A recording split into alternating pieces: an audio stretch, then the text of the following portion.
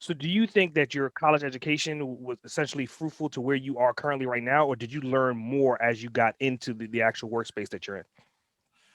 It's a combination of both because everything I do currently is uh, direct result of what my training was in college and also throughout my career. I studied accounting and finance in undergrad, and also got my degree in finance and from my MBA is in finance. So I I was prepared academically. Of course, my experiences in my professional career cemented those types of things that I had learned and allowed me to actually use that every day. Every day, I'm looking at financial statements. Every day, determining where the opportunity is for financing a business, financing a commercial property, financing a fix and flip. But I'm looking at financial information, and my training and career certainly has helped me in what I do now. It's just I use it in a different way